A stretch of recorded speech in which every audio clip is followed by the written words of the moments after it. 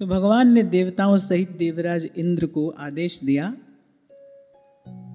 परम तपस्वी महर्षि दधीचि के पास जाने का।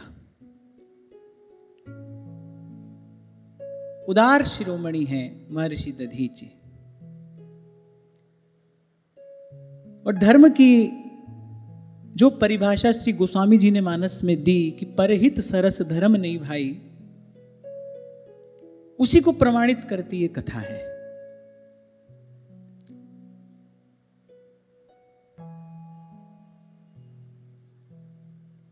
देवताओं ने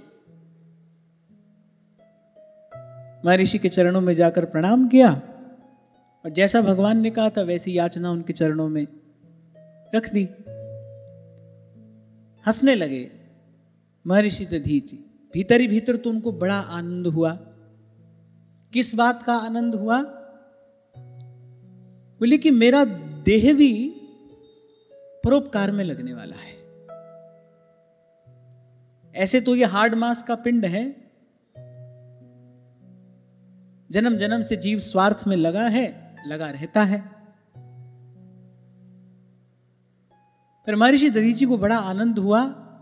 एक तो इस बात का आनंद है कि भगवान ने इस कार्य के लिए मुझे चुना। आपको पूर्व भी मैंने निवेदन किया था कि बड़ा सुंदर नाचती हो कठपुतली, देखने वाला वाह वाह करता हो, पर वाह वाह वस्तुतः कठपुतली की नहीं, उसको नचाने वाले की है। प्रशंसा का, पुरस्कार का अधिकार उस कठपुतली को नचाने वाला है। कठपुतली तो जड़ है, उसको जो नचाने वाला है, जिसके हाथ में डोर है, वो प्रशंसा का पात्र है, वो पुरस्कार का पात्र है। आपको मैंने निवेदन किया था, कभी कोई सत्कर्म अपने हाथ से हो, हम किसी शुभ कर्म में लगे, तो उसका कोई गर्व ना करके, मन में उसका कोई गौरव ना रख के धन्यवाद करना चाहिए, भगवान के प्रति कृतज्ञ होना चाहिए। प्रभु, आप मेरे द्वारा ये कार्य करा रहे हैं, इस कार्य के लिए आपने मुझे चुना है, इस कार्य में आपने मुझे निमित्त बनाया है। नहीं तो जिनकी मात्र कृपा दृष्टि से सकल विश्व को पलते देखा, अनंत कोटि ब्रह्मांड जिनकी एक कृपा दृष्टि से भरे पूरे हो जाते हैं, उनको आपकी हमारी क्या आवश्यकता है? अनंत कोटि ब्रह्मांडों का पोषण करने के लिए भगवान की केवल मुस्कान पर्याप्त है। वो कृपा भरी दृष्टि से अनंत कोटि ब्रह्मांडों को देख ले, उसी से वो पुष्ट हो जाए, उनका पोषण हो जाए। किसी शुभ कार्य में भगवान हमें निमित्त बनाते हैं, हम धन्य हैं, इसका धन्यवाद है। कभी नहीं सोचना कि ये अच्छा काम मैं कर रहा हूं, इसके बदले मुझे क्या मिलेगा। प्राय करके हम इसी विचार में उलझे रहते हैं। भीतर कहीं बहुत भीतर ये भाव रहता है, भाई आज हम अच्छा काम कर रहे हैं, अच्छे काम का अच्छा फल मिलेगा। मैं तो कहता हूं अच्छा काम ही भगवान की कृपा का फल है। फल का क्या फल होता है? फल का तो रस होता है। कृतज्ञता के, धन्यवाद के भाव में डूब जाना चाहिए सत्कर्म करने के बाद। हमारे हाथ से भला काम हो रहा है, हम स्वार्थ से हटकर कहीं परमार्थ में लग रहे हैं, परोपकार का निर्मल पवित्र भाव हमारे जीवन में आ रहा है, ये प्रभु आपकी बड़ी कृपा है। इस कार्य के लिए आपने मुझे चुन लिया है। पहले भी आपसे मैंने कहा था, भगवान की सामर्थ्य की कल्पना हमारा मन, हमारी बुद्धि नहीं कर सकता। इसीलिए विवेकी जन उनको कर्तुम अकर्तुम अन्यथा कर्तुम कहते हैं। यहां तक कहा गया है कि भगवान स्वयं नहीं जानते उनकी सामर्थ्य कितनी है। बोलचाल की भाषा में कोई बहुत धनी व्यक्ति हो ना, माने बहुत ही धन हो जिसके पास में, उसके लिए कह दिया जाता है, बोले इस व्यक्ति को पता ही नहीं इसके पास में कितना धन है, इतना धन है, माने यहीं से समझ लो कितना धन है। ऐसे ही भगवान स्वयं ही अपनी शक्ति के विषय में नहीं जानते। कैसी अपार सामर्थ्य भगवान की है। कर्तुम अकर्तुम अन्यथा कर्तुम, उनको किसी की आवश्यकता नहीं है। हमारा चयन भगवान ने किया, धन्यवाद है। हे प्रभु, ऐसी कृपा दृष्टि मुझ पर रखना। कभी मत सोचना मैं अच्छा काम कर रहा हूं अब भगवान की कृपा होगी, ना ना, इस विचार को बदलना। मैं अच्छा काम कर रहा हूं क्योंकि भगवान की कृपा है। व्यक्ति ये सोचता है कि ये काम करूंगा भगवान की कृपा होगी, ना ना, हम भला कार्य कर रहे हैं, हम शुभ कर्म में लगे हैं, हम परोपकार में लगे हैं, ये भगवान की कृपा है। हम साधन कर रहे हैं इससे भगवान की कृपा होगी ना, भगवान की कृपा है इसीलिए साधन में लगे हैं। इसी को कहते हैं कृपा का दर्शन, इसी को कहते हैं कृपा का अनुभव। और यही दर्शन, यही अनुभूति आपको भीतर से पुष्ट करती है, मुझ पर भगवान की कृपा है। आपको एक छोटा सा प्रसंग मैंने सुनाया था, आपको याद हो, जिस दिन श्री कबीर जी को प्रथम बार अनुभव हुआ कि मेरे लिए भगवान आए, मेरे लिए भगवान ने श्रम किया, बस विचार करने लगे मुझ पर भगवान की इतनी कृपा है, मुझ पर मेरे रघुनाथ जी की ऐसी कृपा है। तनना बुनना तजो कबीर, राम नाम लिख लियो शरीर। बस उसी दिन से अपने राम रमैया को अपना सदा का संगी साथी बनाया। कह कबीर को संग न साथ, और जल थल राख रहे रघुनाथ। तो सबसे पहले तो प्रसन्नता इस बात की हुई, भाई भगवान ने मेरा चयन किया है। अनंत कोटि ब्रह्मांड नायक ने अनंत जीवों में से मेरा चयन किया है इस परोपकार के लिए, मुझ पर भगवान की कृपा दृष्टि है। फिर इस बात का आनंद हुआ, बोले शरीर किसी भी काम का नहीं है, यह हाड़ मांस का पिंड सदा ही अपवित्र, और जैसे ही मृत्यु हो जाए उसके बाद तो कोई छू भी ले तो स्नान करे, ऐसा अपवित्र। बोले हमारा ये शरीर भी ऐसे पवित्र कार्य में लगेगा, परोपकार के समान दूसरा कोई यज्ञ नहीं है। ये हाड़ मांस का देह भी ऐसे पवित्र कार्य में काम आ जाएगा, भगवान की कैसी विशेष मुझ पर कृपा है। तो भीतर ही भीतर तो बड़े आनंदित हुए। पर देवताओं के मुख से, देवराज इंद्र के मुख से धर्म की कुछ बात श्रवण करने के लिए पहले महर्षि दधीचि ने हंसते हुए कहा, बोले आप लोगों को संभवतः ये बात मालूम नहीं है, आप लोगों को ज्ञान नहीं है कि मरते समय प्राणी को कितना कष्ट होता है। अगर आपको इस बात का कुछ बोध होता तो आप कभी भी ऐसी याचना लेकर मेरे पास में नहीं आते। और फिर जिसको जीवित रहना है उसके लिए तो शरीर अनमोल है। हमने बहुत लोग देखे, वो कहते हैं भाई मरने से डर लगता है, मरना नहीं चाहते, थोड़ा और समय मिल जाए। हालांकि ये सब बात अपने हाथ में नहीं है, रत्ती घटे न तिल बढ़े। पर मैंने सुना है, और अच्छे प्रबुद्ध लोगों के मुख से भी मैंने सुना है, वो कहते हैं कि नहीं अभी मरना नहीं चाहते, अभी थोड़ा और जीना चाहते हैं, अभी मरने से डर लगता है। तो जीना चाहे उसके लिए तो भाई शरीर अनमोल है। यहां महर्षि दधीचि ने कहा, बोले जो जीना चाहता हो, जिसके भीतर अभी जिजीविषा हो, माने जीने की इच्छा हो, बोले उससे तो स्वयं नारायण भी आकर शरीर मांगे तो वो नहीं देगा।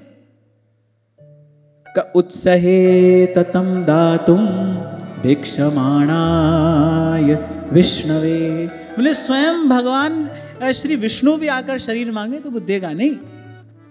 देवराज इंद्र ने कहा, बात तो आप 100% सत्य ही कह रहे हैं, आपने जो कहा वो सर्वथा उचित है, परंतु बोले आप जैसे उदार और प्राणियों पर दया करने वाले महापुरुष, बोले जिनके कर्मों की बड़े बड़े यशस्वी महानुभाव भी प्रशंसा करते हैं।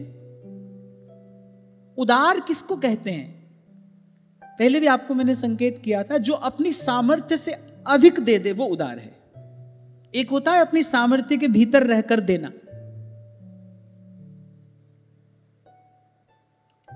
मैंने खूब सोच विचार लिया, भाई हमारा काम बढ़िया चलना चाहिए, उसके बाद जो बच जाए उसमें से थोड़ा सा दे दो।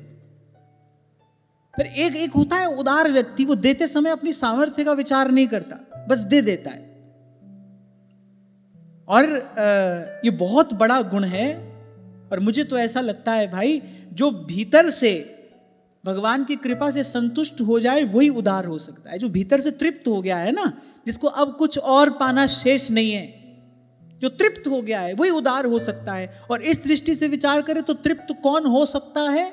केवल भगवान का भक्त तृप्त हो सकता है। यं लब्धवा पुमान अमृतो भवति सिद्धो भवति तृप्तो भवति। केवल भगवान का भक्त तृप्त होता है, बाकी तो सब दौड़ में लगे हैं, कोई धन की, कोई पद की, कोई स्वर्ग की और कोई मोक्ष की। मोक्ष पर्यंत सब कामनाएं जीव को दौड़ाती ही तो है, भगाती हैं, भटकाती हैं। भगवान का भक्त तृप्त है, वो राजी है, संतुष्ट है, इसलिए वही उदार हो सकता है जो भीतर से तृप्त है।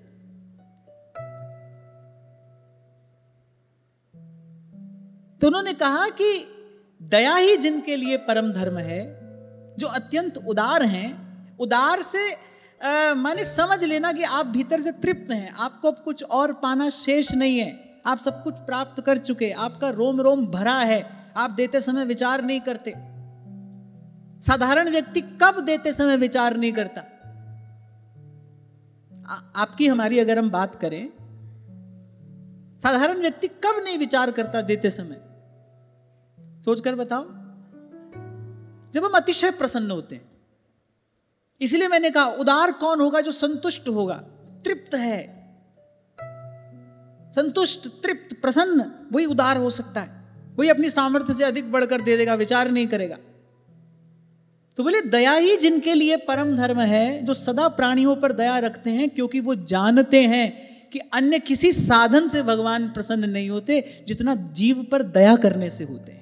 दया सर्वभूतेषु, दया सर्वभूतेषु।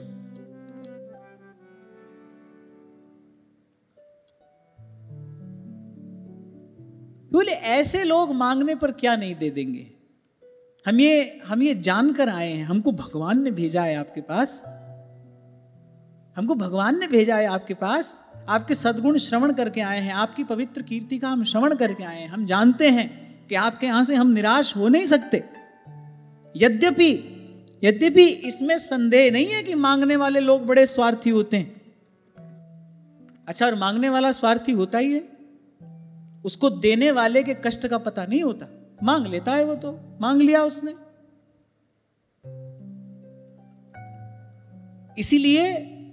इसीलिए आचार्यों ने जीव को भी स्वार्थी ही कहा है। मांगता ही है, यहां भी मांगता है, वहां भी मांगता है, लोक से भी मांगता है, भगवान से भी मांगता है, मांगता ही है। तो देवराज इंद्र ने कहा कि इसमें संदेह नहीं है कि मांगने वाला स्वार्थी होता है। मैंने बता दिया, हाँ हम तो स्वार्थी हैं। हमने तो भगवान की इतनी सुंदर स्तुति की, भगवान ने हमको समझा दिया कि मुझसे अतिरिक्त कुछ और चाहने वाला, मुझसे अतिरिक्त कुछ और मांगने वाला ना समझ है, पर फिर भी हमने मांगा। तो देवताओं ने कहा हम तो स्वीकार करते हैं, हम मूढ़ हैं, हम नासमझ हैं, हम स्वार्थी हैं, मान रहे हैं हम। आपको कहा था कभी मैंने, मन में कोई कामना हो ना तो नाटक तो कम से कम मत करो। दो बात, एक तो स्वीकार करो कि हाँ भाई मेरे हृदय में अभी सकामता है, जैसी बुद्धि भगवान में लगनी चाहिए वैसी हमारी नहीं लगी है, कम से कम हमारी तो नहीं लगी है। आपकी तो मुझे नहीं पता, पर कम से कम हमारी तो अभी नहीं लगी जैसी लगनी चाहिए भगवान में। और उसका कारण क्या है? उसका कारण कहीं ना कहीं कोई कामना ही है। और मुझे ऐसा लगता है कभी कभी कोई कामना दिखाई पड़ती है और कभी कहीं कोई बहुत भीतर छिपी होती है, पर है, होगी। हाँ, ये बात दूसरी है कि संतों से हमने एक युक्ति प्राप्त की, भाई तुम इसको छोड़ने पकड़ने के चक्कर में न रहना, तुम सीधे सीधे नाम जपना, नाम रटना, तुम भगवान के भजन का आश्रय लेना, तेरी बनत बनत बन जाए। पर कामना तो है, तभी मन की दौड़ है, तभी मन दौड़ता है, भागता है। क्या कह रहा था मैं? हाँ, तो देवताओं ने कहा कि हाँ हम तो स्वार्थी हैं, हम तो नासमझ हैं। और मैं आपसे कह रहा था कि मन में कोई कामना हो तो दो बात ध्यान रखना। एक तो स्वीकार करना, हाँ मेरे मन में कामना है, मेरा भजन, मेरी भावना निष्काम नहीं है, सकाम है, मेरे मन में अभी कामना है। एक तो ये बात स्वीकार करना, और दूसरा भगवान के अतिरिक्त किसी से नहीं मांगना। जो भी मांगना हो अपने प्रभु से मांगना। द्वार धनी के पड़ रहो और धका धनी का खाओ, एक दिन धनी निवाज है, द्वार छाड़ नहीं जाओ। भगवान के अतिरिक्त किसी दूसरे के आगे हाथ नहीं पसारना। हम प्रभु के हैं, और बने तो रघुवर पे बने और बिगड़े तो भरपूर। ये दो बात अवश्य होनी चाहिए। पहली बात तो हम स्वीकार करें कि हाँ हमारे भीतर अभी कामना है, मतलब इस भ्रम में तो कभी नहीं रहना कि हम तो भाई निष्काम हो गए, हमारी बुद्धि तो सर्वथा शुद्ध हो गई। क्योंकि हमारे महाप्रभु तो कहते हैं ना जानो छिन अंत, हो भी जाए ना तो भी कहने में डरना। यदि हो भी जाए तो अपने मुख से कहना नहीं, कहने में डरना। हमने बहुत धनी लोग देखे अपना धन सर्वथा छिपा कर रखते हैं, किसी की कुदृष्टि न पड़ जाए। ऐसे ही शुद्ध बुद्धि, भगवान में लगने वाला मन, ये तो साधक का धन है, उसकी संपत्ति है। इसको यथा संभव, यथा प्रयास छिपा कर ही रखना चाहिए, दुरा कर रखना चाहिए। क्या आवश्यकता है?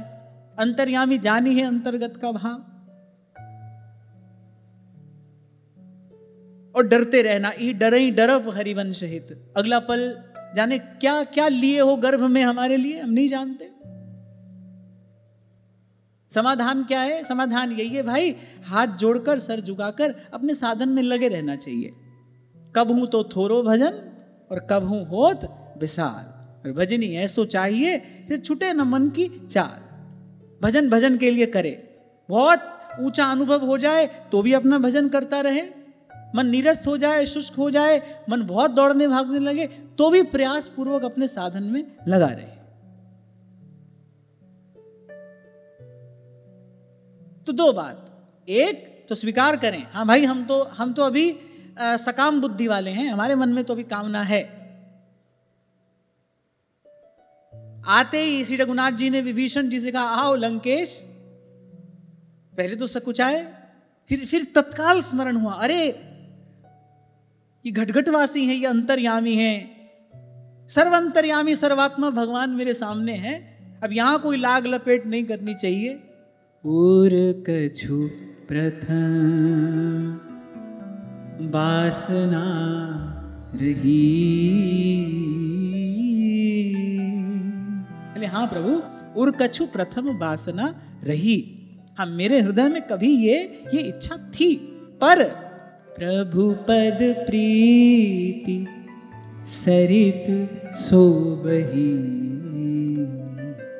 और कछु पर प्रभु पद प्रीति सरित सो वही। जैसे ही आपके श्री चरणारविंद का दर्शन हुआ, अंतःकरण शुद्ध हो गया।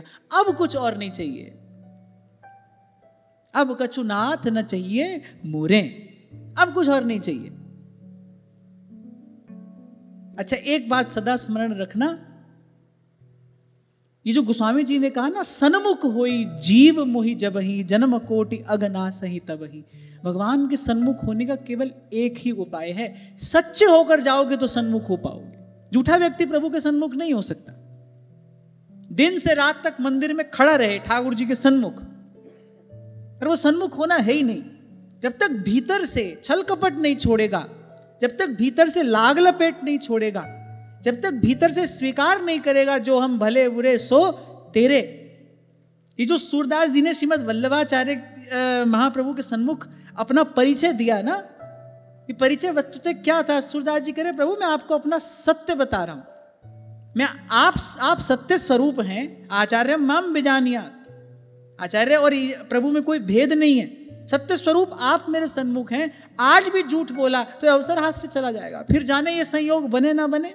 आज प्रभु की कृपा हुई है, दीनानाथ अनाथ का भला भया संजोग, आज आप मेरे सन्मुख हैं। अब सुनिए, संसार मुझे सूर स्वामी के नाम से जानता है, बड़ी मेरी पूजा होती है, चारों ओर मेरा बड़ा यश है, मेरी बड़ी कीर्ति है, पर आपने मुझे कुछ कहने के लिए कहा है, तो मैं अपना सच्चा परिचय आपको देता हूं। मौसम कौन कुटिल खलता। सूरदास जी की सत्यता ने समर्थ आचार्य के सन्मुख किया, और सन्मुख होई जीव मोई जबहि। ठाकुर जी कह रहे उसी क्षण जन्म कोटि अघ नासहि तब। आपसे कहा था ना मैंने, समर्थ गुरु हो और समर्पित शिष्य हो, फिर ये घटना घटने में देर थोड़ी लगती है। एक जलते हुए दिए से बुझे हुए दिए का संयोग कराओ तो देर लगती है, बुझे हुए दिए को प्रकाशित होने में कितनी देर लगती है, स्पर्श होते ही तो वो जल जाता है। ऐसे ही प्रभु के सन्मुख होते ही जीव शुद्ध होता है, पर सन्मुख हो, सच्चा होकर जाए, छल कपट रहित होकर।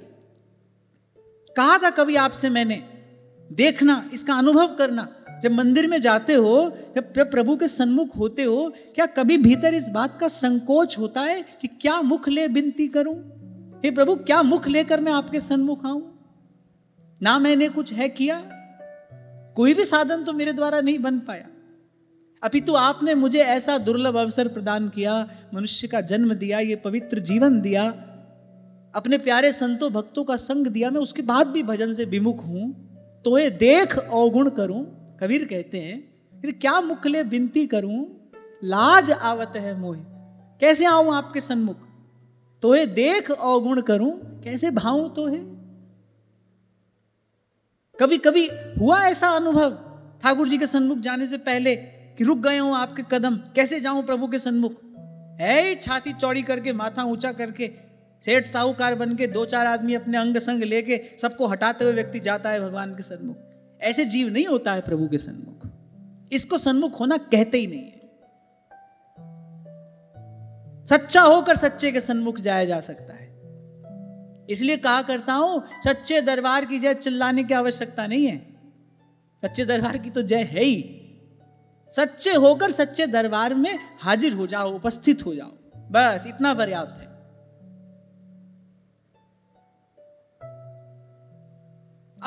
अपने दोष की स्वीकृति, मैं कहता हूं मेरे विचार में यह सत्संग का पहला फल है। अपने दोष की स्वीकृति,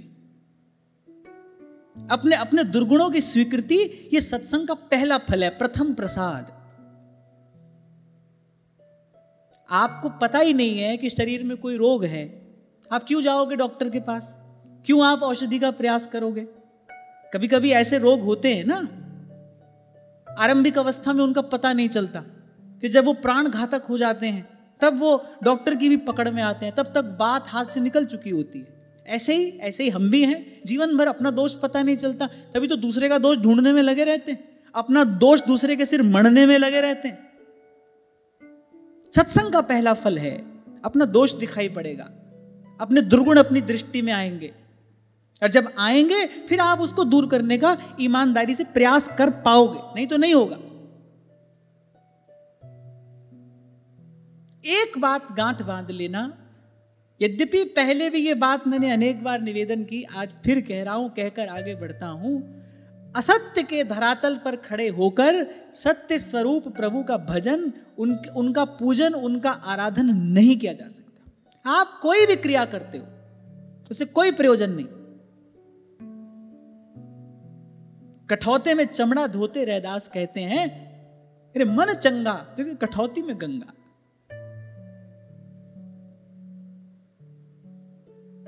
ठाकुर जी की सेवा करने में लगे तो विद्वेषियों ने कहा कि इसने ऐसे कुल में जन्म लिया है, ये भगवान के अर्चा विग्रह का स्पर्श कैसे कर सकता है? नहीं कर सकता। और वह रैदास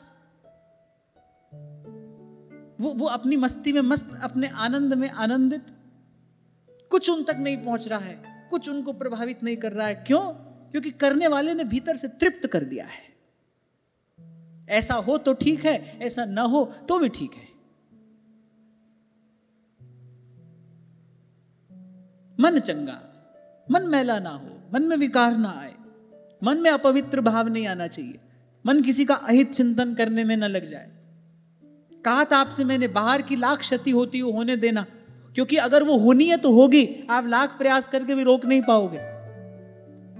रावण को जब त्रिलोकी का साम्राज्य मिलना था वो भी मिला, और जब सारा कुल अपनी आंख के आगे नष्ट होना था तो भी हुआ। कहां चली गई थी तब रावण की सामर्थ्य? उसकी सामर्थ्य तो उसके पास थी ना, लेकिन जो होना था हुआ। तो बाहर की क्षति तो भाई होनी है तो होगी, वो तो हुई ही जो राम रचि राखा, को कर तर्क बढ़ा वही साखा। ये जो शक्ति मिली है इंद्रियों को, ये जो जीवन मिला है, किस लिए? मन की संभाल करना, इसी को लेकर प्रभु के पास जाना है। मन ही मिलावे राम से, मन ही करे फजीत। मन नहीं बिगड़ना चाहिए, मन में विकार ना आए, मन में अपवित्र भाव ना आए, मन किसी का हित चिंतन न करने में लग जाए। अभ्यास में उतारना थोड़ा कठिन है, पर है तो भाई यही सत्य। बाहर का हानि लाभ, जीवन मरण, जस अपजस, वो आपके हाथ में नहीं है भाई।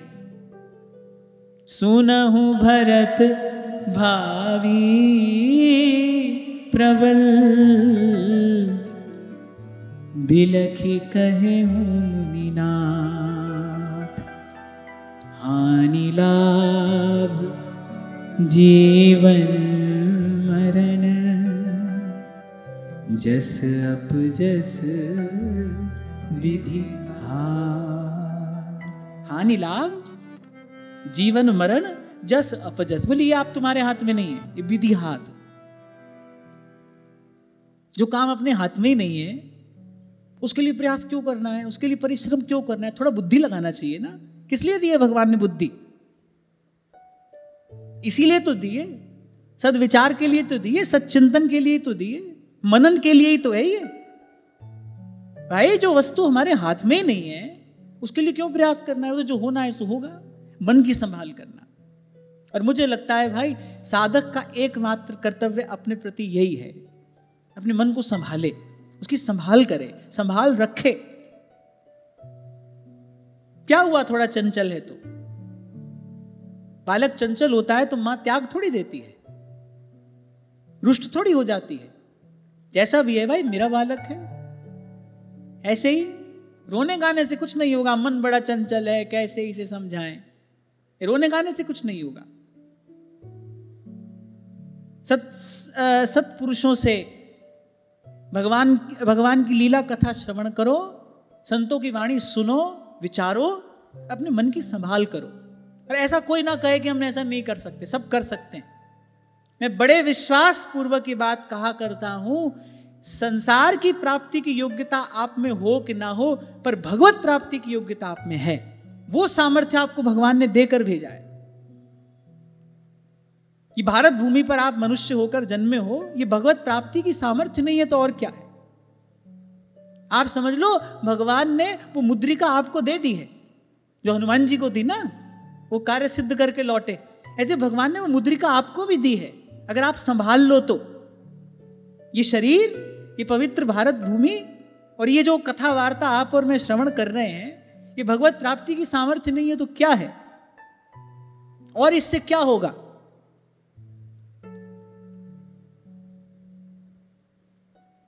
तो चलिए प्रसंग में आगे बढ़ें। देवराज इंद्र ने कहा कि हाँ प्रभु, हम स्वीकार करते हैं, हम तो नासमझ हैं, हमारी बुद्धि असत में लगी है, हम अपना कार्य सिद्ध कराना चाहते हैं, इसलिए स्वार्थी भी हैं। भगवान ने आपके पास भेजा है, आपकी शरण में आए हैं। हां, पर आपने कहा कि याचना करने वाला सोचता नहीं, विचारता नहीं, याचना कर लेता है। वो नहीं जानता कि देने वाले को कष्ट होगा, परिश्रम होगा। देवराज इंद्र ने कहा यह बात तो ठीक है, पर लेकिन जो देने वाला है ना, बोले वो भी मांगने वाले की विपत्ति नहीं समझता, वो भी मांगने वाले की पीड़ा नहीं समझता। अगर कष्ट में ना होता, अगर पीड़ा में ना होता, अगर अभाव में ना होता, तो क्यों याचक बनकर द्वार पर आता? मांगना किसको अच्छा लगता है? देवराज इंद्र ने भी ये बात कही। बोले प्रभु आपकी बात तो ठीक है, मांगने वाला देने वाले के कष्ट का विचार नहीं करता, पर जो देने वाला है ना, वो भी मांगने वाले की विपत्ति, मांगने वाले की पीड़ा नहीं समझता। अगर कोई अभावग्रस्त न हो, क्यों मांगने के लिए जाए? मांगना कौन सा सरल है? संत तो कहते हैं मांगन गए सो मर गए। एक ऐसा व्यक्ति जिसको अपना आत्मसम्मान बड़ा प्रिय हो, उसके लिए मांगना कितना कठिन है। किसी से कुछ मांगना, वो कहेगा कि मैं मृत्यु का वर्ण कर सकता हूं, पर मांग नहीं सकता। हाँ, ये बात दूसरी है। परमार्थ के लिए संत कहते हैं हमको मांगने में लज्जा नहीं, परमार्थ के कारण मोहे न आवे लाज। अरे परमार्थ के लिए हमको कोई लज्जा नहीं है, पर अपने लिए तो मांगना। कबीर जी बड़ी दुविधा में पड़ गए, कैसी बने तू संगे। बोले आपके साथ संबंध हमने बनाया, बोले संसार का सब व्यवहार हम छोड़ बैठे, तन्ना बुन्ना तजो कबीर, राम नाम लिख लियो शरीर, कि भाई आवश्यकता पड़ेगी तो आप हैं। और ये आज कैसा अवसर आ गया, कैसी बने तू संगे, आप न देहूं न लेहूं मंगे। फिर प्रभु मांगने के अतिरिक्त और कोई रास्ता नहीं, किसी के द्वार पर जाना पड़ेगा। आप ना कर दो तो, यहाँ पर किसी के द्वार पर जाना, बोलिए ये सुहाता नहीं, और आपके जन के लिए तो बिल्कुल भी अच्छा नहीं। आपका होकर आपने स्वयं कहा, आपने स्वयं ही तो कहा, मोर दास कहाई फरमासा, करई तो कहू कहा विश्वास। मोर दास कहाई नर आशा, करे तो कहू कहा विश्वास। हमारा होकर किसी दूसरे की आशा करें, फिर क्या हमारा हुआ? तो हमने तो प्रभु आपकी सब बातों को सच मानकर तो व्यवहार छोड़ दिया, अब कैसी बने तुम संग है। मैंने कहने का तात्पर्य है कि जिसको अपना आत्मसम्मान प्रिय है, जो प्रभु का है, उसके लिए तो मांगना बड़ा कठिन। वो तो कहेगा मैं मृत्यु का वरण कर लूंगा, और मांग नहीं सकता। मांगना सरल नहीं है, देना कठिन है, मांगना उससे भी कठिन है। और बड़ी क्षमा याचना पूर्वक एक बात कहते हुए आगे बढ़ूं, अगर मांगने में संकोच न हो तो समझना मनुष्यत्व से कुछ नीचे आ गए हो आप। अब उससे नीचे बहुत सी श्रेणियां हैं, आपको कहां अपने आप को रखना है वो आप देखना, पर आप समझना मनुष्यत्व से कुछ नीचे आ गए हम, अगर मांगने में संकोच ना होता हो। अपने स्वार्थ के लिए आपको मांगने में संकोच नहीं हो रहा, तो ये मनुष्यत्व से नीचे आ जाना है। तो देवराज इंद्र ने कहा कि दाता भी कहां याचक की विपत्ति, उसकी पीड़ा समझता है। अगर समझता तो फिर ना कैसे कहता? अगर दाता समझता मांगने वाले की पीड़ा, तो फिर उसके मुख से भी ना नहीं निकलता। देवराज इंद्र ने परोक्ष रूप से क्या कह दिया? बोले आप हमारी विपत्ति, आप हमारी पीड़ा समझिए और हमको ना मत कहिए। यद्यपि महर्षि दधीचि ना नहीं कहने वाले थे, ना नहीं कहने वाले थे, अरे वो तो भीतर ही भीतर आनंदित हो गए जैसे ही सुना भगवान ने भेजा है। अच्छा, वैसे भी कितने आनंद की बात है, हमारे पास कोई आए और कहे कि हमको ठाकुर जी ने भेजा है कि आपके पास चले जाएं और आपसे बात कह दे। भाई वो भले प्राण ही क्यों ना मांगने आया हो, सबसे पहले तो यही बात आनंद में भर देने वाली है कि हमको प्रभु ने भेजा है।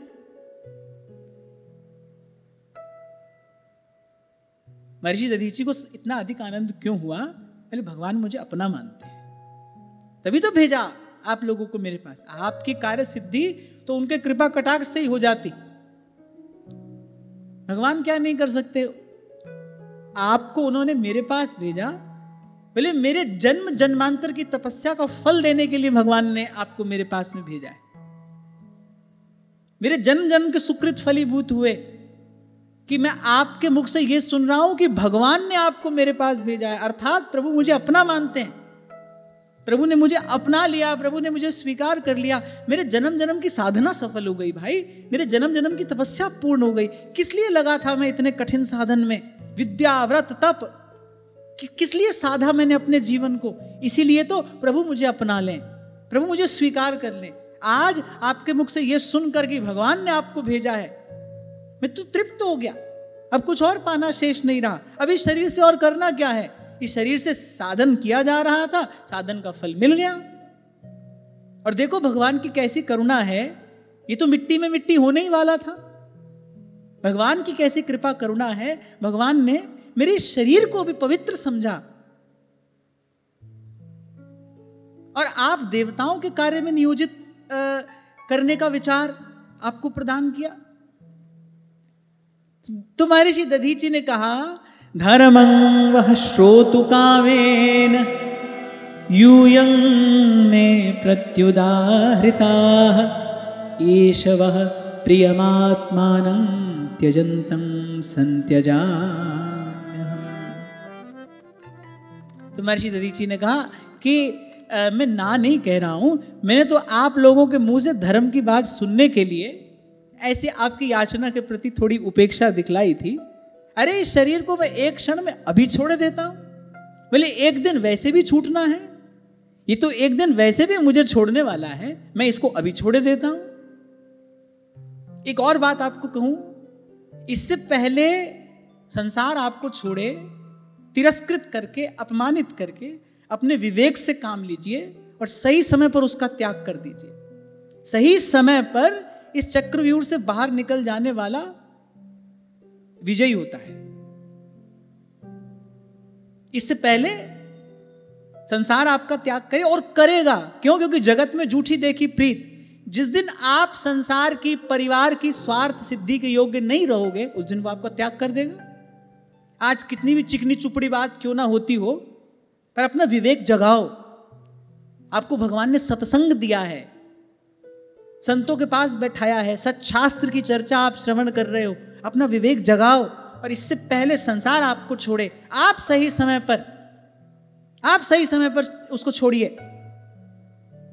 इसलिए बड़ी सुंदर व्यवस्था हमारे ऋषि मुनियों ने हमको दी।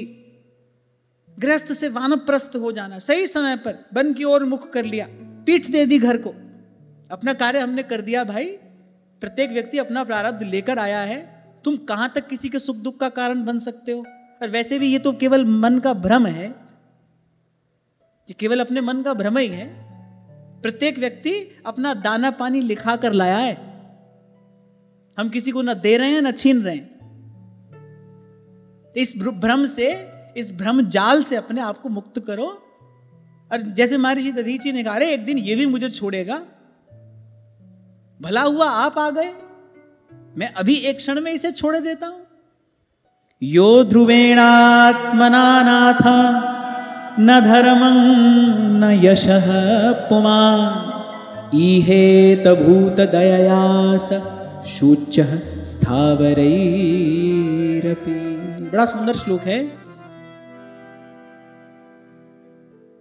कहा कि जो मनुष्य इस विनाशी शरीर से दुखी प्राणियों पर दया करके मुख्यतः धर्म और गौणतः यश का संपादन नहीं करता, अरे बोले वो तो पेड़ पौधों से भी गया बीता है।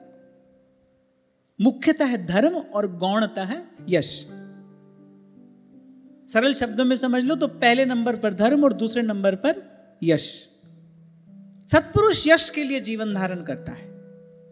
कबीर बड़ी सुंदर बात कहते हैं, ना धन ना जोबन रहे, नहीं गाम नहीं ठाम। बोले ना धन यौवन रहेगा, न जिस गांव में तुम रहते हो वो गांव रहेगा, और न जो तुम्हारा ठिकाना है वो रहेगा। ना धन ना जोबन रहे, नहीं गाम नहीं ठाम। ना धन ना जोबन रहे, नहीं गाम नहीं ठाम। कबीरा जग में जस रहे, कर दे किसी का काम। अरे कबीरा जग में जस रहे, अरे कर दे किसी का काम।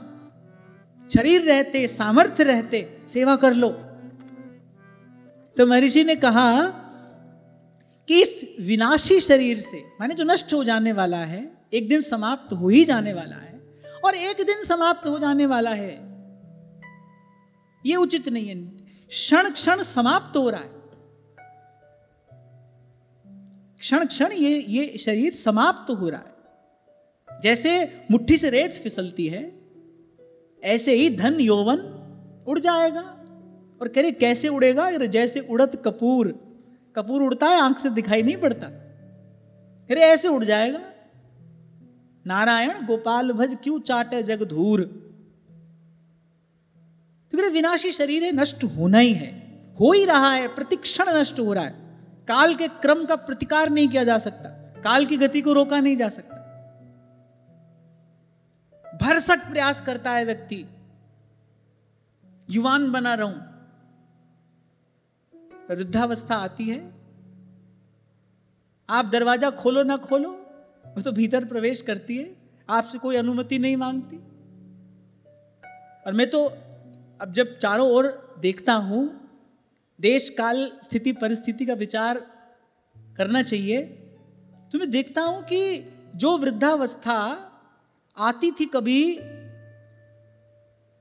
60 वर्ष की आयु में,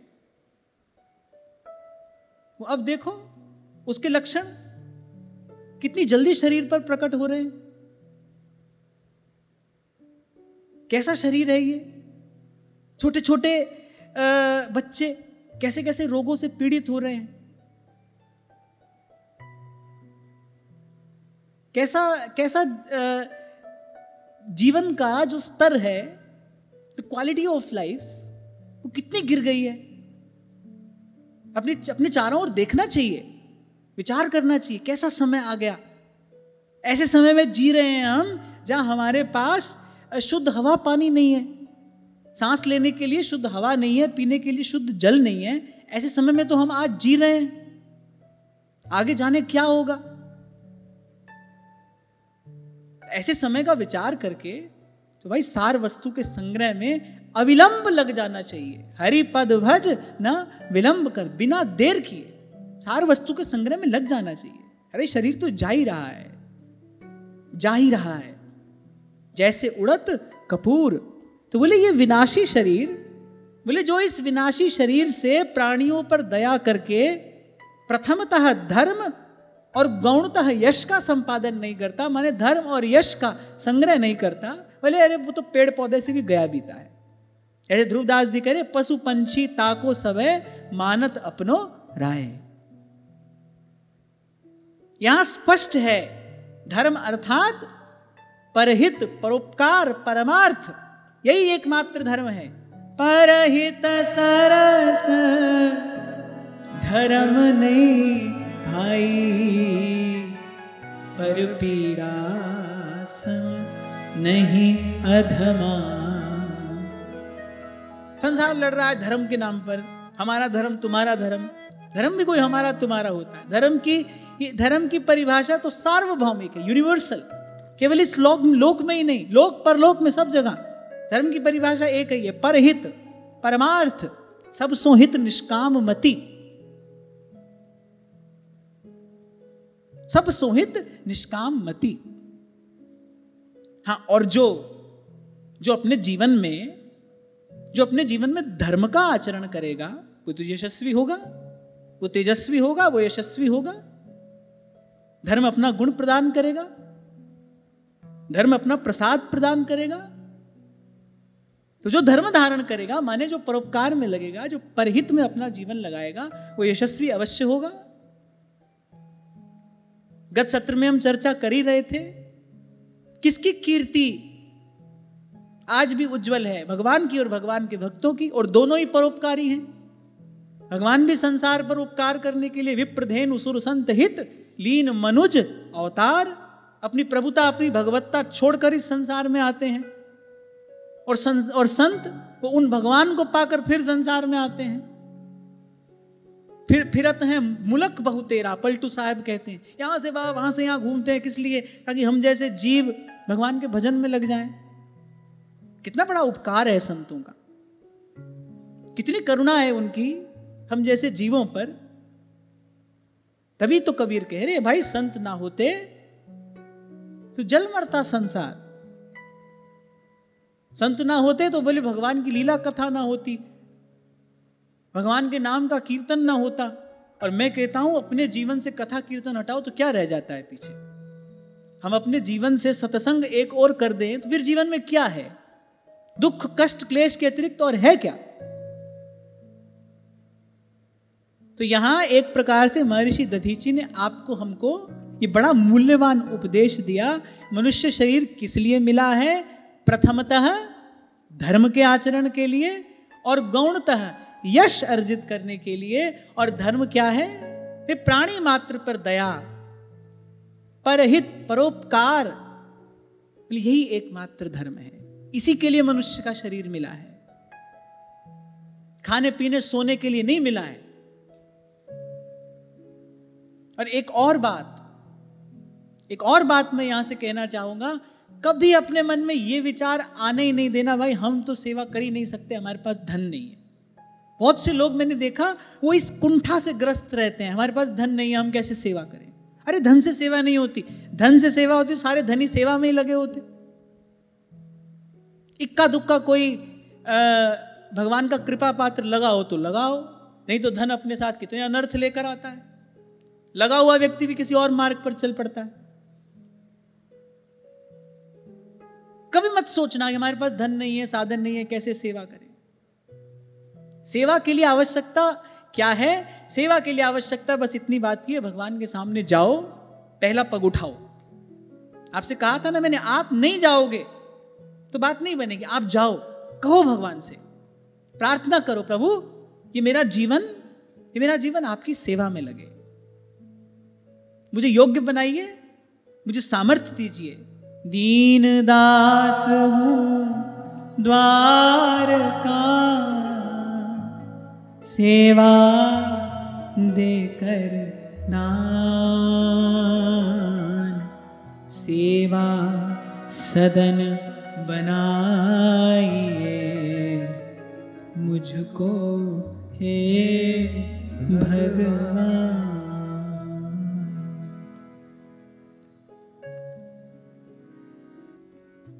और एक बात और खास तौर से जितने भी युवा श्रोता हैं वो इस बात को ध्यान से सुने समझें।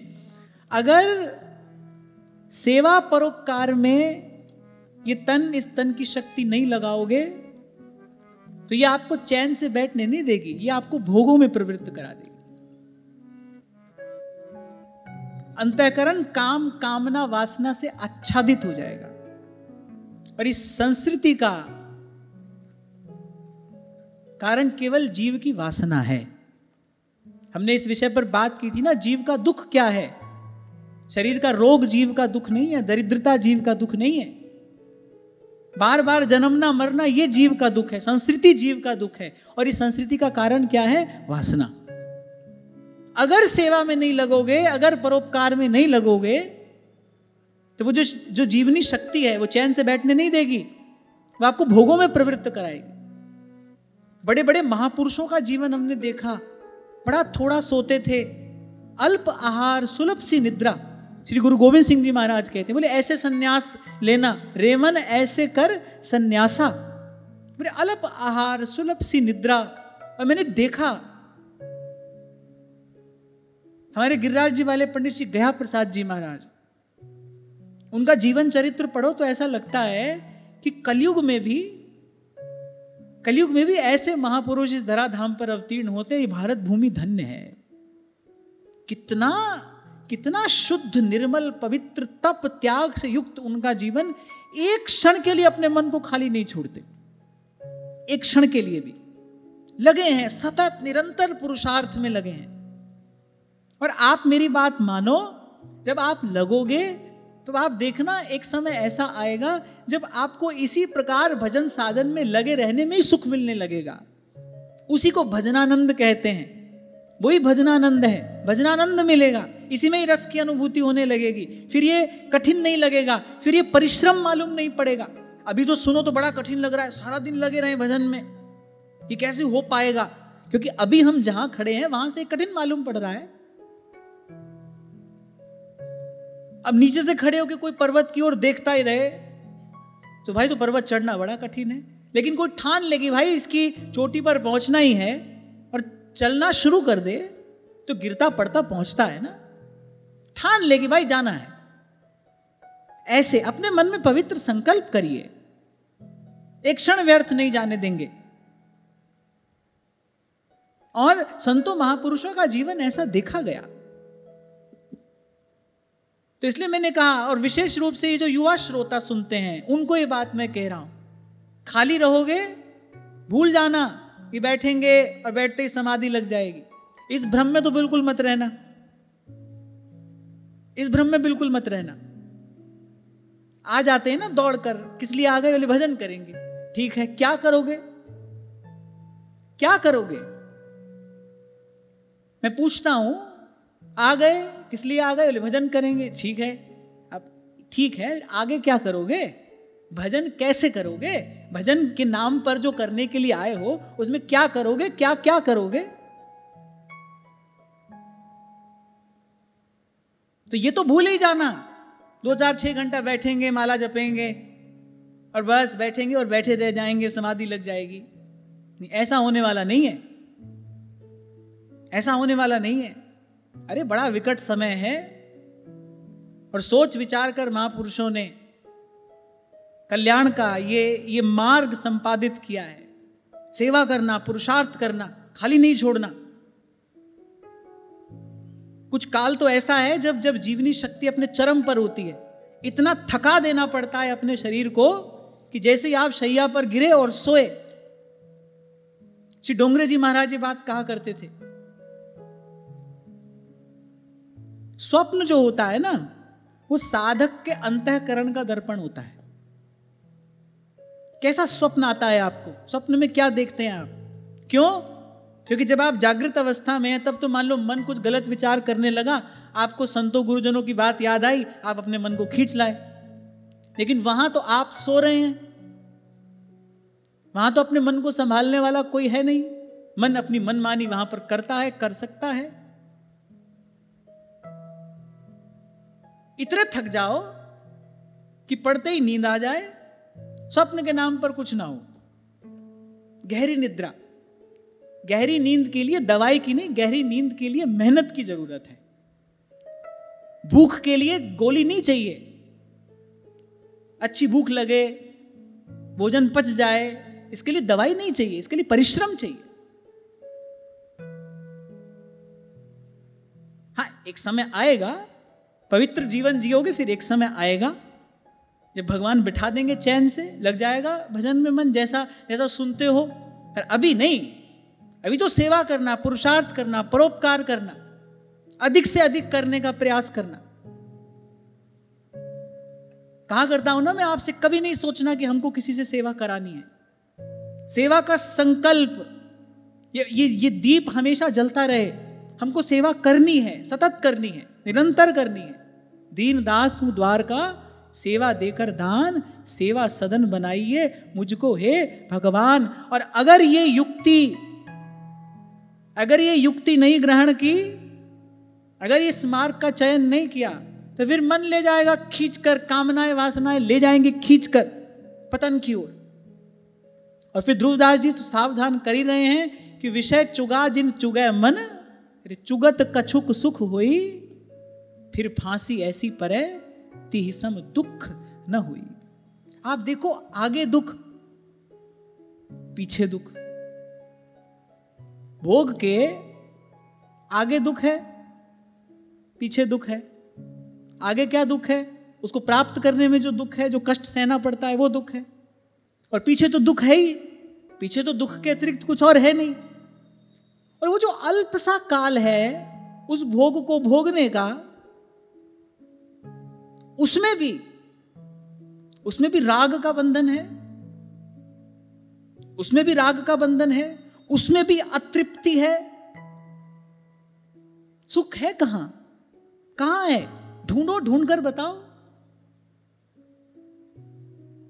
पर ये माया श्री कृष्ण की मोयो सब संसार, बस सत्संग यही विवेक जगाता है। जैसे पढ़े लिखे व्यक्ति को मूर्ख नहीं बना सकता कोई, ऐसे ही सत्संग से जिसका विवेक जग गया है, जो प्रबुद्ध हो गया है, जो विवेकवान हो गया है, फिर उसको माया मोहित नहीं कर पाती। और जानिए तब ही जीव जग जागा, जब सब विषय विलास विरागा। विवेकवान को यह सब मोहित नहीं कर पाता। तो सबसे पहला लक्ष्य धर्म, और दूसरा यश। अच्छा, ये यश साधारण यश नहीं है, ये तो पवित्र यश है। जैसे भगवान का यश पवित्र है, भगवान के भक्तों का यश पवित्र है।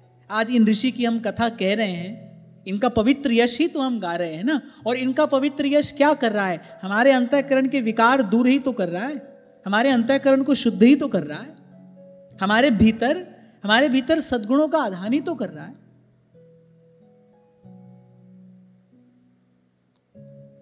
और फिर महर्षि दधीची ने कहा, और बड़े बड़े महात्माओं ने इस अविनाशी धर्म की उपासना इस विनाशी शरीर से कर ली। ये तो बिल्कुल ऐसा हुआ कि कौड़ी के बदले आपने बहुमूल्य रत्न पा लिया। ध्रुवदास जी कहते हैं ना, कौड़ी बदले ले ही तू अद्भुत रतन अमोल। अरे इस विनाशी शरीर से अविनाशी भगवान को प्राप्त कर लेना, ये कितनी बड़ी बुद्धिमानी है। आप देखो, नाशवान वस्तु से अविनाशी वस्तु प्राप्त कर सकते हैं आप। इस अत्यंत अपवित्र वस्तु से आप परम पवित्र भगवान को प्राप्त कर सकते हैं। भगवान ने देखो कितनी कृपा करुणा की। और अस प्रभु छाड़ भजहि जे आना, ते नर पशु बिन पूछ बिसाना।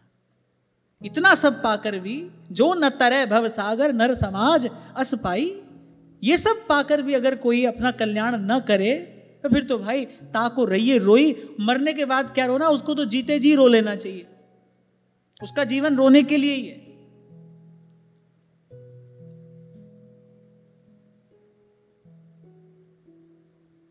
हाँ, एक बात महर्षि दधीचि ने कही कि धर्म का वास्तविक स्वरूप क्या है। बोले बस इतना ही है कि किसी भी प्राणी के दुख में दुखी हो जाए, सुख में सुखी हो जाए। गत सत्र में हम चर्चा कर रहे थे ना, जब चलोगे प्रभु की ओर तो इस मार्ग पर कुछ मील के पत्थर आते हैं। किसी के दुख में दुखी होते हो कि नहीं देखना। हाँ, इससे आगे का पत्थर है किसी के सुख में सुखी हो जाना। दुख में दुखी तो व्यक्ति हो जाता है, सुख में सुखी नहीं हो पाता। क्यों? क्योंकि कंचन तजनो सहज है, सहज त्रिया को नेह, पर मान बढ़ाई ईर्षा, तुलसी दुर्लभ ये। दुख में दुखी तो व्यक्ति हो जाता है। किसी के आंसू देखकर आंसू आ जाएं, ऐसा तो हो जाता है। पर किसी का उत्कर्ष देखकर आप आनंदित हो रहे हैं, ऐसा नहीं होता है भाई। ऐसा देखने में नहीं आता है। बड़े बड़े तपस्वी, बड़े बड़े ज्ञानी इस ईर्ष्या के रोग से ग्रस्त होते देखे गए हैं। किसी का उत्कर्ष देखकर प्रसन्न होना, और यदि ऐसा हो तो समझना भगवान अनुकूल हैं। आपने धर्म साधन कर लिया। अगर आप किसी की उन्नति में प्रसन्न हो रहे हैं, किसी का उत्कर्ष आपको वस्तुतः आनंदित कर रहा है। अरे भाई भाई में ईर्ष्या हो जाती है, भाई बहन में ईर्ष्या हो जाती है। माता थोड़ा सा एक बालक को अधिक दुलार कर दे तो दूसरे बालक के मन में ईर्ष्या का भाव आ जाता है। देखने में आता है ये। यद्यपि मां तो चाहे भी तो भेद नहीं कर सकती। मां का वात्सल्य ऐसा है, पर यदि ऐसा कुछ देखने सुनने में थोड़ी सी भी बात आ जाए तो दूसरे बालक के मन में तत्काल अभाव आ जाता है। इसलिए मैंने कहा कि किसी के दुख में दुखी होना यह भी यद्यपि सरल बात नहीं है। स्वार्थ से लिप्त व्यक्ति तो यहां तक भी नहीं आ पाता। उसको नहीं लेना देना है किसी के दुख से। अगर साधारण व्यक्ति के मन में पर दुख कातरता हो तो भाई जो हमने अपनी तिजोरियों में इकट्ठा करके रखा है ना, अगर पर दुख कातरता हो तो लग जाए दीन दुखी की सेवा में। आप देखो कोई दीन दुखी दिखाई ना पड़े। यहां तक पहुंचना भी कठिन है, पर फिर यहां तक कोई पहुंच जाए पर सुख में सुखी होना ये तो बहुत ही कठिन है भाई। ये हो जाए तो समझना धर्म साधन हो गया। आपने ये जो जीवन का लक्ष्य है आपने इसको प्राप्त कर लिया। यदि ऐसा हो जाए ईमानदारी से। अहो दैन्यम अहो कष्टं पारक्यैः क्षणभंगुरैः यन्नोपकुर्याद स्वार्थैर् मर्त्यः स्वज्ञाति विग्रहैः। उन्होंने कहा कि जगत के धन जन और शरीर बुरे सब पदार्थ क्षणभंगुर हैं। धन भी जन भी। आज हजारों लोग आपके साथ खड़े हैं, कल कोई नहीं है, ये भी क्षणभंगुर है। और आज तो भाई जन धन के ही पीछे खड़ा है। आपके पास धन है तो आपके पास जन भी है, और धन नहीं तो जन भी नहीं। आज तो जन धन से खरीदा जा सकता है ना, अर्थ प्रधान युग है। और बोले शरीर ये सब पदार्थ क्षणभंगुर हैं, और बोले अपने किसी काम नहीं आते। धनी व्यक्ति केवल धन की चिंता में ही मरते देखा गया है। कहां संभालूं, कैसे संभालूं, दिन रात उसको क्लेश है, उसको चिंता है, भय है, लुट जाने का, खो जाने का उसको भय है। ये तो भाई अपनी भोगी हुई बात है। इसको तो ना किया ही नहीं जा सकता। कुछ गांठ में है तो फिर उसका भय है, उसकी चिंता है, उसको मन देना पड़ता है, उसको मन देना पड़ता है। इसलिए झोली में रखो माला, खर्चे ना खूटे, चोर ना लूटे, और दिन दिन बढ़त सवायो। तो कहा ये तो सब पदार्थ क्षणभंगुर हैं, अपने किसी काम में नहीं आते, और दूसरों के काम में व्यक्ति लगाता नहीं। अपने काम आते नहीं और दूसरे के काम में व्यक्ति क्यों? क्योंकि स्वार्थ से बुद्धि लिप्त है। हितहित उसको सूझता नहीं, अपने काम आ नहीं रहा है। सेठ जी का धन अपने काम आ नहीं रहा, दूसरे को दे नहीं रहे। तो बुद्धिमानी तो यही है भाई कि जहां तक हो सके इसको दूसरे के काम में लगा दे, और एक और बात, अरे भगवान के दरबार में कोई अन्याय है क्या? आपने आज सेवा की, आपने आज किसी का सहयोग किया, अरे आपका समय आएगा तो सारी दुनिया अपना द्वार बंद कर ले, पर प्रभु तो हैं, चींटी के पग नूपुर बाजे तो भी साहेब सुनता है। गांव में एक पंडित जी थे, उनको अतिथि सत्कार का बड़ा शौक था। एक समय ऐसा था ना जब गाड़ी घोड़े की बहुत व्यवस्था नहीं होती थी, लोग पैदल ही यात्रा करते थे। अब कहीं सांझ हो गई तो संत महात्मा भी किसी गांव में जाते थे तो गांव के लोग बता देते थे, अमुक के घर चले जाओ, वो बड़े साधु सेवी हैं, वहां आपकी सब सेवा आतिथ्य होगा। तो ऐसे पंडित जी थे, वो बड़ा अतिथि सत्कार का उनको शौक था, बड़ा सुख मिलता था उनको इसमें, और भगवान की कृपा से संपन्न भी थे, साधन संपन्न भी थे। तो अपने घर के आंगन में ही बड़ा सुंदर छप्पर छवा कर रखा था, 8-10 चूल्हे लगे थे, कोई भी अतिथि आए तो चूल्हे के लिए लकड़ी, सीधा सामान सब उनको दे दें, सब व्यवस्था उनके लिए करें। लोग पूछते थे क्या मिलता है? बोले सुख मिलता है, हमको इसमें आनंद मिलता है। अब एक बार उनको जाना था किसी यात्रा पर, अब कुछ लोग उनके साथ में थे। अब संयोग ऐसा हुआ कि जो गठरी थी उनके साथ में, वो मार्ग में चोरों ने इधर उधर कर दी। अब बेचारे खाली, अब बहुत दूर निकल आए, लौट कर जाना भी उचित नहीं है। अब तो कहा कि भाई भगवान के भरोसे आगे ही बढ़ो। सांझ हुई, जिस गांव में गए, अब कभी उस गांव के किसी व्यक्ति का सत्कार उन्होंने किया होगा, तो जैसे उनको देखा बड़े आनंद में भरकर लेकर गया उनको, और जैसे जैसे जमाई बाबू का सत्कार किया जाता है ऐसे उनका सत्कार हुआ। गांव गांव जाते रहे और ऐसा ही स्वागत सत्कार उनका होता रहा। पास के लोग बड़े आश्चर्य में बोले, ये तो बड़ी भगवान की अद्भुत लीला। बोले बस भगवान यही लीला करके आपको बताना चाह रहे थे कि यदि आप सत्कर्म करते हैं, गांठ बांधने की आवश्यकता नहीं है। कोई है जो देख रहा है, कोई है जो आपको संभाल रहा है। हमारे बाबा तो कहा ही करते थे, बोले बेटा कभी मरुस्थल में जाना हो, रेगिस्तान में जाना हो, पानी बांध के मत ले जाना। बोले समय पर किसी प्यासे को पिलाना। बोले तुझे वहां पर भी मिलेगा, तुझे वहां मिलेगा, गांठ बांधने की आवश्यकता नहीं है। बस इसी भगवान के भरोसे साधु संग्रह नहीं करता। जो आज हाथ में है उसको आज राम जी की चिड़िया, राम जी का खेत और खाऊरी चिड़िया भर भर पेट, उसको लगाता है संत भगवान की सेवा में। अरे भगवान के खजाने में कोई खोट थोड़ी पड़ी है।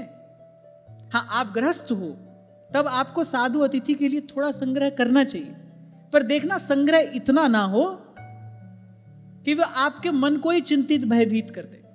इतना संग्रह ना हो, भगवान पर भरोसा हो। हाँ, आप गृहस्थ हो, आपका धर्म है कि किसी भी समय अतिथि आ जाए, किसी भी समय साधु ब्राह्मण आ जाए, उसके सत्कार के लिए आपके पास वस्तु हो। बस इतना, साईं इतना दीजिए जहां में कुटुंब समाए, मैं भी भूखा ना रह, साधु न भूखा जा। बोले देखो भगवान ने शरीर दिया, धन दिया, बुद्धि दी, विद्या दी, बल दिया, और बोले देखो मूर्ख मनुष्य, बोले इसके द्वारा दूसरों का उपकार नहीं करता। हमको लगता है ये सब हमको सुख भोगने के लिए मिला, हम भोग लें, जितना अधिक भोग सकते हैं। पहली बात तो कोई मनुष्य भोग नहीं भोगता, भोग मनुष्य को भोगता है। पहली बात तो ये है। आपको लगता हो आप भोग रहे हैं, तो मनुष्य भोग नहीं भोगता, भोग मनुष्य को भोगता है। भोग तो वहीं का वहीं रहता है, भोग की वासना प्रबल होती चली जाती है। समाप्त कौन होता है? मनुष्य ही तो समाप्त होता है, शरीर ही तो समाप्त होता है। भोग कहां समाप्त होता है? वासना कहां समाप्त होती है? तो जो कि त्यों रहती है। तो आप भोग नहीं भोगते, भोग आपको भोगता है। दूसरी बात, भोग का चिंतन करते ही राग और द्वेष के बंधन में जीव बंधता है। इसलिए तो अभी कहा कि थोड़ा विचार करना चाहिए, आगे दुख, पीछे दुख, बीच में दुख, सुख है कहां? कहां है सुख? विषय भोग में सुख कहां है? ढूंढो तो सही। हाथ में आता हो तो हाथ में लेकर तो देखो। थोड़ा सा विचार करोगे तो समझ में आएगा। थोड़ा सा विचार करोगे तो फिर संतों की कहनी भी और संतों की रहनी भी समझ में आएगी। इसलिए देह धरे का फल यह है, देह देह कछु देह। पहले मनुष्य का शरीर मिला है, इसका एक ही फल है, सेवा, परहित, परोपकार, परमार्थ, यही इसका फल है। उसके अतिरिक्त तो जो है वो दुख का बीज डाला जा रहा है। जो जस करे सो तस फल चाखा, ये सिद्धांत अटल है, अपेल है। इसके अतिरिक्त जो किया जा रहा है यानी वो दुख का बीज डाला जा रहा है। और मैं बड़ी विनम्रता पूर्वक ये बात आपको निवेदन कर रहा हूं, संतों गुरुजनों की कृपा से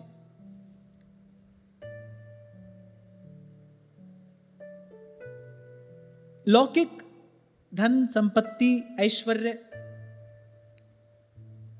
वो सब साधन भी हमने जीवन में देखा और बहुत निकट से देखा, दूर से नहीं, बहुत निकट से, बहुत पास से देखा। सत्संग की कृपा थी, संतों के शब्दों का कुछ प्रकाश था, इसलिए उसकी वास्तविकता देख पाए, समझ पाए कि भाई जो सुख पायो राम भजन में, सो सुख नाही अमीरी में। वो सब तो भाई दुख का कारण है, वो सब तो पीड़ा का कारण है, कष्ट का कारण है।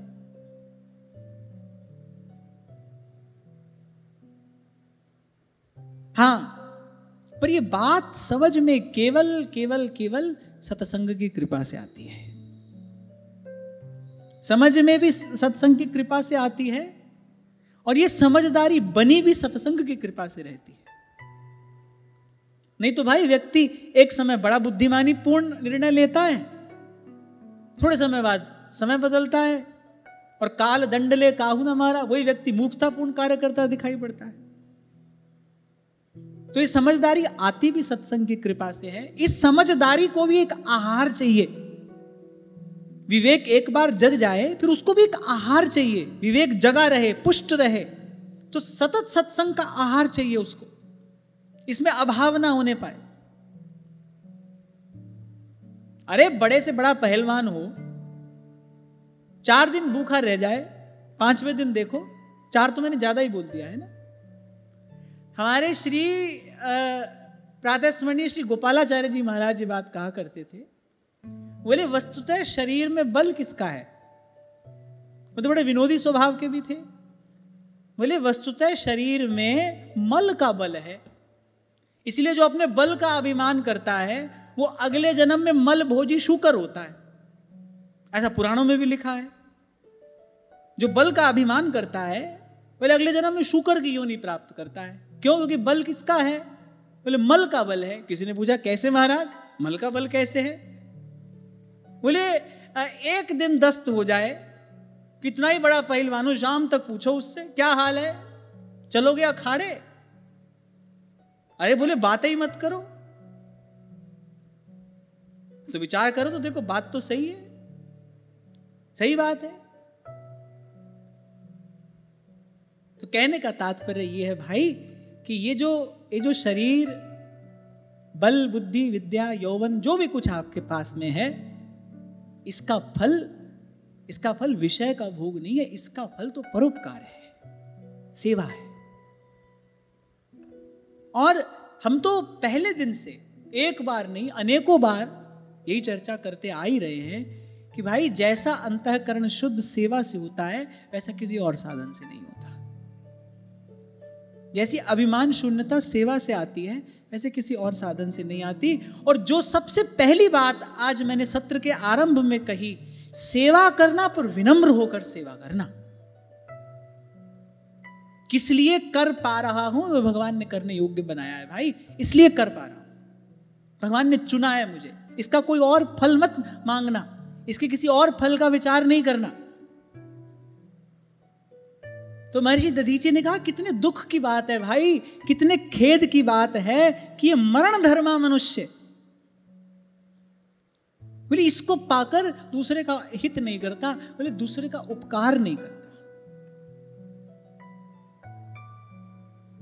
और जो अभी आपको मैंने एक छोटी सी बात निवेदन की कि आप देखो परोपकार, महर्षि दधीचि के हृदय में परोपकार की भावना कितनी प्रबल होगी कि सारी सृष्टि में भगवान ने देवताओं को उन्हीं के पास भेजा। ऐसा थोड़ी है कि तपस्वी ऋषि और नहीं रहे होंगे, विद्यावान और नहीं रहे होंगे, पर महर्षि दधीचि की विशेषता क्या है? भगवान की दृष्टि क्यों अनंत अनंत मनुष्यों के बीच में भगवान की दृष्टि महर्षि दधीचि पर गई? इस कार्य के लिए भगवान ने महर्षि दधीचि का चयन किया। क्यों? उनके पास विद्या भी है, वो बड़े बड़े सुदृढ़ व्रती भी हैं, तपस्वी भी हैं, पर इसके साथ साथ वो परोपकारी है। भगवान ये बात जानते हैं, भगवान का ध्यान आपकी ओर आएगा। आप खूब भजन करते हो, खूब साधन करते हो, सब कर रहे हो, लेकिन अगर परोपकार की भावना नहीं है तो जरा कठिन है भगवान की दृष्टि आप पर पड़े। और आपके भीतर ये सेवा की भावना है, ये परमार्थ का भाव है, ये परोपकार की भावना है, लाखों करोड़ों की भीड़ में से भगवान की दृष्टि आप पर जाएगी। अर्थात ये जो भाव है ये भगवान को आकर्षित करने वाला है, इस ओर भगवान आकर्षित होते हैं।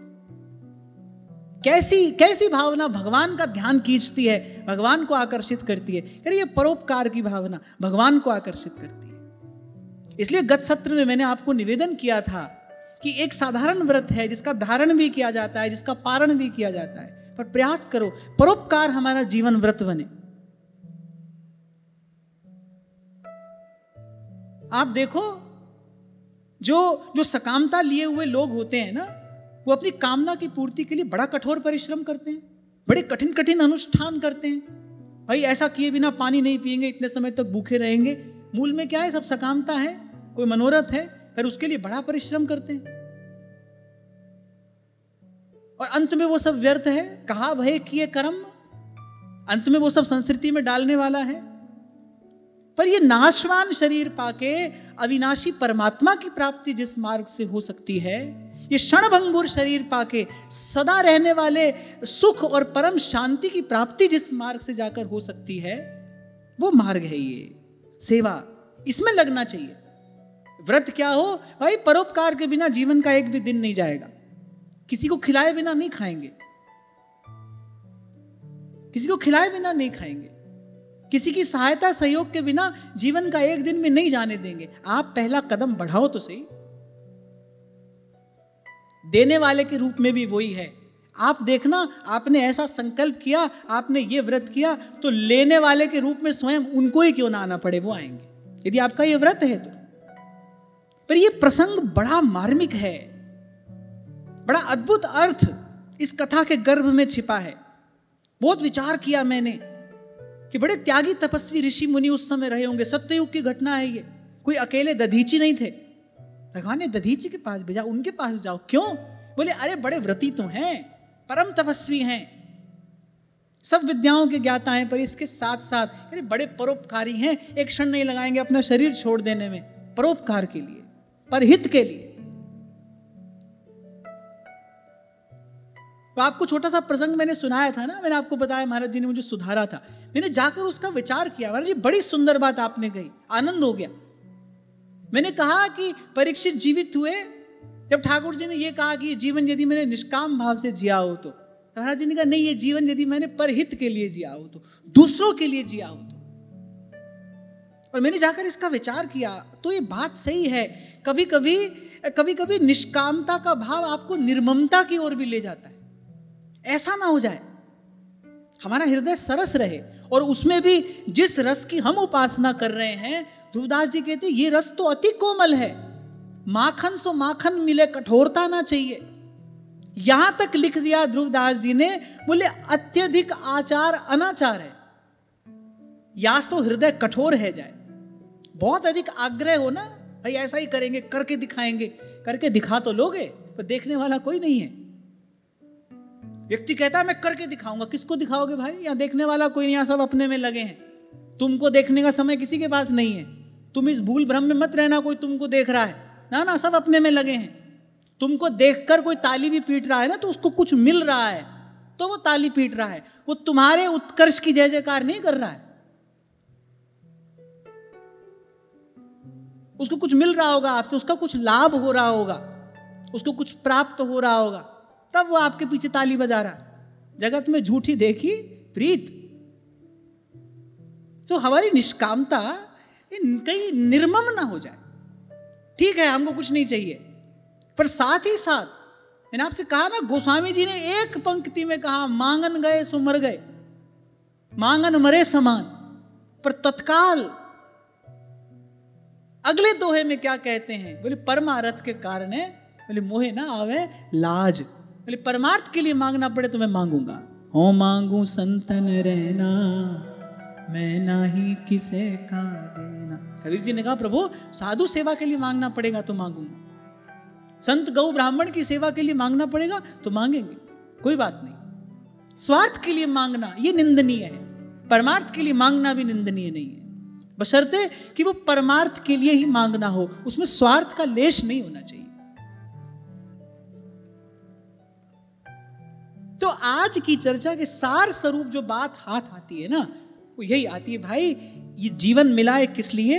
प्रथमतः धर्म साधन के लिए, गौणतः यश के लिए, और धर्म क्या है? परहित सरस धर्म नहीं भाई, पर पीड़ा सम नहीं अधमा। इस भावना से अपने मन मंदिर का रोज प्रक्षालन करना चाहिए। जैसे मंदिर में झाड़ पोंछ नित्य की क्रिया है ना, मंदिर खोलने से पहले, ठाकुर जी को जगाने से पहले क्या किया जाता है? सबसे पहले मंदिर को झाड़ा पोछा जाता है, फिर सेवा में आने वाले जो पात्र हैं उनका मार्जन किया जाता है, ऐसा सेवा का क्रम है। ठीक ऐसे ही इस भावना से नित्य प्रति अपने मन मंदिर का प्रक्षालन करे और करता रहे। परोपकार हमारा जीवन व्रत हो, इसके बिना नहीं रहेंगे। और एक दिन रहो भूखे, अगले दिन भगवान को अवसर का निर्माण करना पड़े, भगवान करेंगे। नहीं भाई, हमारा जन भूखा रह जाएगा, कैसे देखेंगे प्रभु? इसलिए आपको कहा था मैंने, एक बार संतों के बताए मार्ग पर ईमानदारी से चलो तो सही। कहना सुनना तो हुआ और होता रहेगा, एक कदम तो बढ़ाओ, आप देखो आपको सच्चा सुख मिलता है कि नहीं। इसलिए मैंने कहा बड़ी विनम्रता पूर्वक मैं बात कह रहा हूं कि लौकिक संपत्ति, ऐश्वर्य, सब साधन मैंने बड़े निकट से देखा, और आप इसको अन्यथा ना लेना। ये सब मन को रोगी बनाने वाला है। भय, चिंता, क्लेश, तेरा मेरा, इसका अंतिम परिणाम यही है। इसलिए जो सुख पायो राम भजन में, वो सुख ना ही अमीरी में। वो जो निश्चिंतता है, वो जो निर्द्वंद हो जाना है। कहत कबीर सुनो भाई साधो, तेरे मन का संशय भागा, नाम रंग लागा मई, राम रंग लागा। तो महर्षि दधीचि ने कहा एक क्षण लगाता हूं मैं इसको छोड़ने में, तो वैसे भी छूट जाना है। कितने आनंद की बात है, भगवान ने मुझे अपना माना, आपके कार्य के लिए भगवान ने आपको मेरे पास भेजा। अरे ये कार्य तो प्रभु की कृपा से ही हो जाता। प्रभु ने मुझे अपना माना, मेरे जन्म जन्म का साधन पूर्ण हो गया, मेरी तपस्या सफल हो गई। मर जाने के बाद ये शरीर जलाया ही तो जाता है, स्वाहा ही तो होता है। तभी तो कबीर कह रहे देखे है जाएगी, ये तो स्वाहा हो जाएगा, फिर कौन कहेगा दे, कौन आएगा तुम्हारे द्वार पर। और वैसे भी भाई कोई द्वार पर आता है ना, तो समझना कि तुम दाता जैसे लगते हो, तभी कोई द्वार पर आता है। भिक्षुक के द्वार पर कौन जाता है याचना लेकर? जो स्वयं भिक्षुक है उसके द्वार पर कौन जाएगा? किसी समर्थ के पास ही तो कोई आता है। जो परोपकार करने में समर्थ है उसी से तो कोई आशा लगाता है। इनकम होती है तो इनकम टैक्स लगता है। भगवान आपको दाता बना रहे हैं, तभी आपके द्वार पर याचक आया है। और एक और बात कहकर मैं वाणी को विराम की ओर लेकर जाऊं, होना तो यूं चाहिए, मन ऐसा हो, इतना उज्जवल, इतना निर्मल, इतना पवित्र कि मन से भी वस्तु यदि दे दी जाए फिर उस पर अपना अधिकार न माना जाए। देने के बाद ये विचार करना कि मैंने दिया, ये तो निंदनीय है। महाराज जी वाल्मीकि के रामायण में बड़ा सुंदर प्रसंग आता है कि जब श्री रघुनाथ जी ने लक्ष्मण जी को कहा कि आप जाओ विभीषण का राज्याभिषेक करके आओ, क्योंकि वो तो नगर में प्रवेश कर नहीं सकते थे। तो श्री लक्ष्मण जी ने राज्याभिषेक की विधि संपन्न कराई। एक बड़ी सुंदर चंद्रकांत मणि थी, चंद्रमा की किरणों में बड़ी सुंदर शीतल किरणें उससे प्रस्फुटित होती थी। वो ठाकुर जी को अच्छी लगी। ठाकुर जी ने विभीषण ने जो भेंट दी थी वो सब तो लौटा दी, लेकिन वो एक चंद्रकांत मणि ठाकुर जी ने अपने पास में रख ली। जाम्बवान जी ने बड़ी विनम्रता पूर्वक भगवान से कहा, श्लोक इस समय मुझे कंठस्थ नहीं है, 8-10 श्लोक है महाराज जी। श्री जाम्बवान जी ने सत्ययुग से लेकर त्रेता पर्यंत कितने उदाहरण दिए। बोले प्रभु मैंने ये सब तो देखा है, लेकिन मैंने दान दी गई वस्तु को बोले पुनः वापस लेते किसी महापुरुष को नहीं देखा। माने जाम्बवान जी का कहने का तात्पर्य था, प्रभु आपने लंका सारी संपत्ति सहित विभीषण को दान में दी है, बोले इसके कण पर भी अब अपना कोई अधिकार नहीं है, इसका कण भी अपने पास आए। बोले प्रभु ये आपके गौरव को, आपकी गरिमा को शोभा नहीं देता, आपने दे दिया, अब उसका कण भी अपने पास नहीं आना चाहिए। दे देने के बाद मैंने दिया, ये भाव है तो बड़ा निंदनीय है। मन से भी आपने वस्तु दी, उसके बाद उस पर आपका अधिकार नहीं है। मन इतना उज्जवल और पवित्र होना चाहिए। और मैं कहता हूं आप देने के लिए तैयार तो रहो, आप देने के लिए तत्पर तो रहो। प्रभु स्वयं आपकी सामर्थ्य बनेंगे, भगवान बनेंगे आपकी सामर्थ्य। हाँ, लेकिन इस कपट के कोट से, इस स्वार्थ की ओट से आपको बाहर आना पड़ेगा। और कितनी सुंदर बात, हजारों लाखों में से दृष्टि गई भगवान की किस पर? दधीच पर। क्यों? क्योंकि परोपकारी है। ऐसे भगवान की दृष्टि पड़ती है सेवक पर, जो अपनी सामर्थ्य से सेवा में लगाए। भाई क्या गिलहरी का तिनका करेगा सेतु बंधन के कार्य में? क्या है उस तिनके का मूल्य, क्या है? और पर्वताकार बड़े बड़े वानर, क्योंकि जब कार्य थोड़ा देर से हो रहा था तो जाम्बवान जी ने कहा, बोले छोटे छोटे पत्थर लाने से कार्य नहीं चलेगा, बोले जाओ बड़े बड़े पर्वत ही उठाकर ले आओ ताकि सेतु बंधन का कार्य शीघ्र हो जाए। उसी लीला में तो श्री हनुमान जी लेकर आए गिरिराज जी को और यहां पर विराजमान हुए, ये उसी समय की बात है। श्री जाम्बवान जी ने कहा जाओ बड़े बड़े पर्वत लेकर आओ। बड़े बड़े पर्वताकार वानर और बड़े बड़े पर्वतों को नन्हे नन्हे पत्थरों की भांति अपने हाथ में उठाकर ला रहे हैं। नन्ही सी गिलहरी तिनका लिए यहां से भाग रही है, वहां से भाग रही है, बड़ा परिश्रम कर रही है। क्या करने वाला है उसका तिनका? पर इस परोपकार की भावना ने क्या किया? ठाकुर जी की गोद में बैठा दिया, ठाकुर जी के स्नेह का, लाड़ का भाजन बना दिया उसको। दुलारने लगे प्रभु। किस लिए? क्योंकि वो जो सेवा की भावना है ना, जो परहित का, परमार्थ का जो भाव है, यही जीवन का भूषण है भाई। और यहां तो स्पष्ट कहा है जीवन किस लिए मिला है। शरीरमाद्य खलु धर्म साधनम। धर्म क्या है? परहित ही धर्म है, परोपकार ही धर्म है, परमार्थ ही धर्म है। और हमारे महाप्रभु जी ने भी इस बात का पूर्ण अनुमोदन करते हुए जो उपासना पद्धति प्रतिष्ठित की, स्थापित की, बोले प्रेम की गली में जाना है, सबसे पहला कार्य सब सोहित निष्कामति श्री वृंदावन विश्राम श्री राधा वल्लभ लाल को हृदय ध्यान मुखना।